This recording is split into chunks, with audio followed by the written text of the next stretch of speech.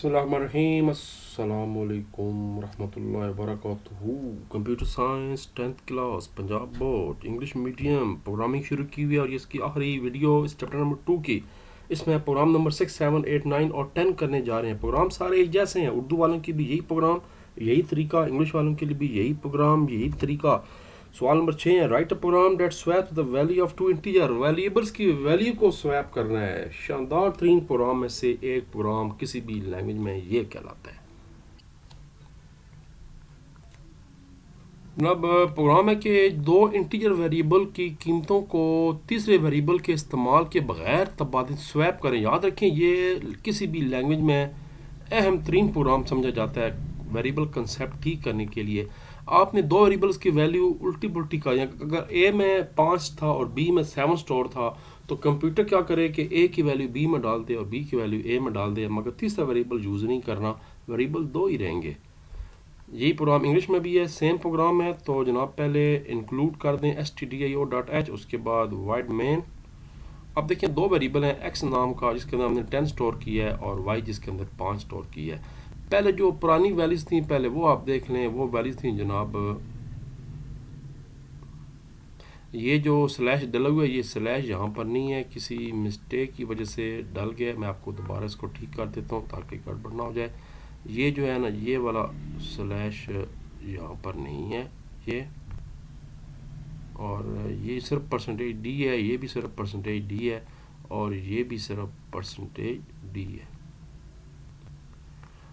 अब जनाब असल सारी खेल जो है वो यहाँ पर है। जो ये जो आपको तीनों लाइनें नज़र आ रही हैं, ये एक शानदार मैथमेटिकल प्रोग्रामिंग लैंग्वेज की निशानी है। x equal to x plus y है, उस पहले दोनों वेरिएबल की वैल्यू x में स्टोर कर देंगे, फिर y को x में से निकाल देंगे और उसके बाद x को फिर y से निकाल देंगे, तो वैल्यूज़ आपस में स्वैप हो जाएंगी। ज़रा चेक कीजिएगा कि ये कैसे हुआ है, शानदार तरीका।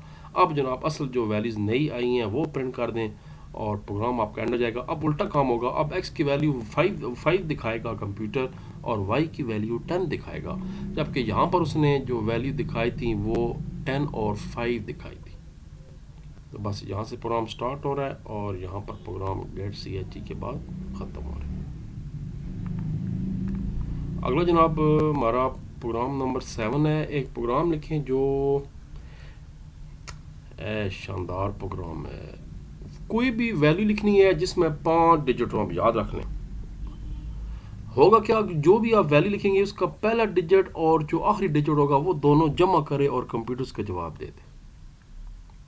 जैसे 1 2 3 4 5, तो 1 और 5 को जवाब 6 आना चाहिए। कोई और नंबर देते हैं उनको इस तरह जवाब आना चाहिए।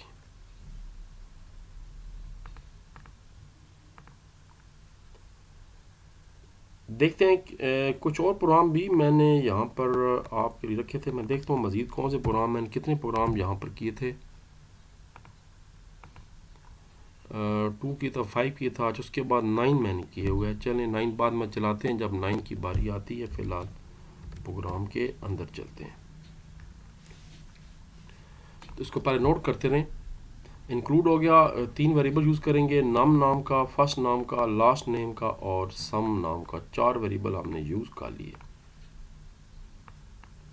उसके बाद हम यूज़र से पूछेंगे कि भाई कोई भी नंबर अपनी पसंद का दे दो, 5 डिजिट का।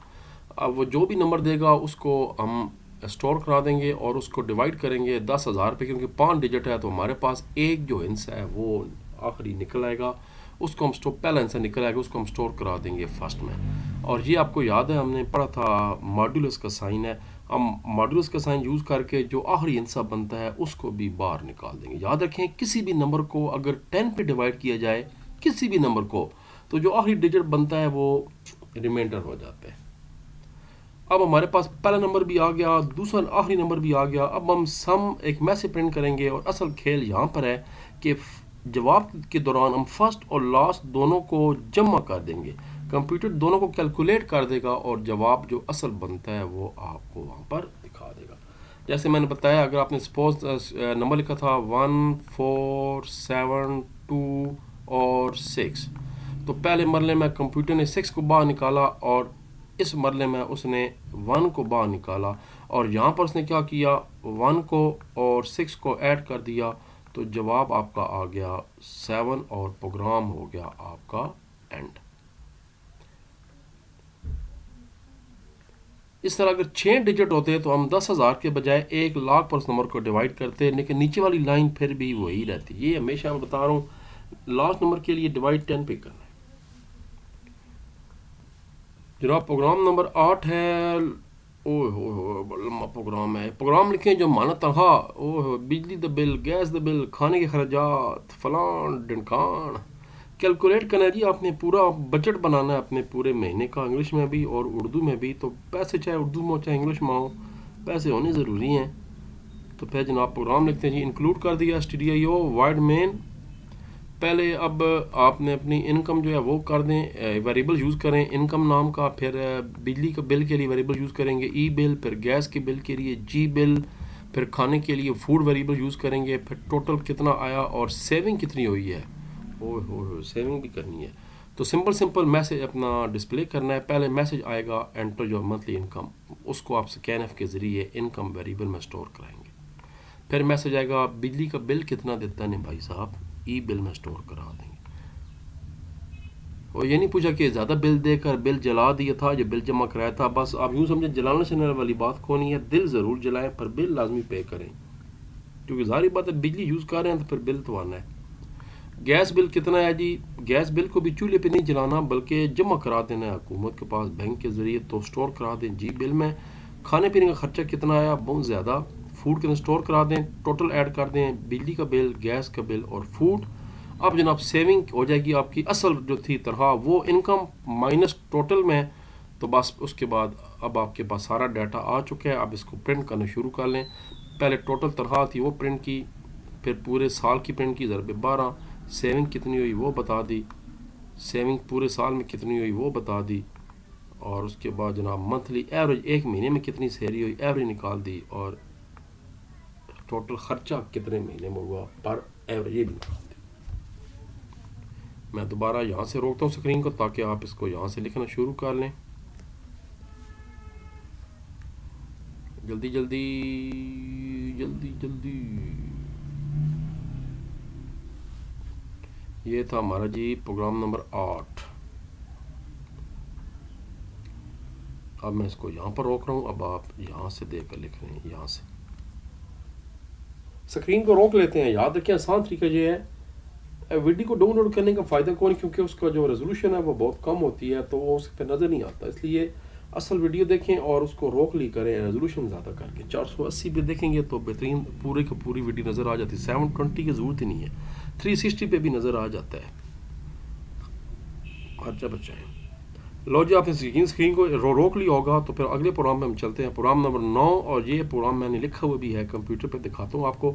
एक प्रोग्राम लिखें जिसमें एक कैरेक्टर लेना है और नंबर ऑफ स्टेप्स। वाह अजीब बात है। वो कहता है कि कंप्यूटर आपसे पूछे कि भाई कोई एक कैरेक्टर प्रिंट करो। सपोज आप ए लिखते हैं, फिर आपसे पूछेगा अब अगला कैरेक्टर कितना हो। आप अगर आप कहते हैं 2 तो इसका मतलब है एक छोड़कर और एक सी प्रिंट होना चाहिए। अगर आप कहते हैं 5 तो फिर कुछ और प्रिंट होना चाहिए। अगर आप एंटर कैरेक्टर पहला बताते हैं जे, फिर बताते हैं यहाँ पर 2 तो यहाँ पर एल प्रिंट होना चाहिए। अगर आप यहाँ पर बताते हैं क्यू तो अब आपको समझ आ रही है करना क्या है। करना कंप्यूटर ने है। पहले प्रोग्राम लिखें, फिर कंप्यूटर पे चला के भी देखते हैं। इंक्लूड हो गया, वाइड मेन हो गया। अब चूँकि करेक्टर करना है तो 4 डाटा टाइप होगी और स्टेप्स कितने हैं वो इंटीजर में होंगे। स्क्रीन क्लियर कर दी मैंने ताकि पुराना गंद बला साफ़ हो जाए स्क्रीन से। यहाँ पर मैं रोक रहा हूँ, स्क्रीन को रोक कर आप भी इसको लिख लें। फिर आगे चलते हैं। स्क्रीन शॉट ले ली करें या वीडियो रोक ले करें, क्योंकि अगर मैं बहुत ज़्यादा वेट करूँ तो फिर वो टाइम बहुत लग जाता है। अब जनाब प्रिंट एफ करेंगे, enter a character, scan F हो जाएगा सी एच में। फिर स्टेप कितने आप देखना चाहते हैं वो स्टेप में स्टोर करा दें और सारी खेड आ जाएगी सी एच प्लस स्टेप्स में।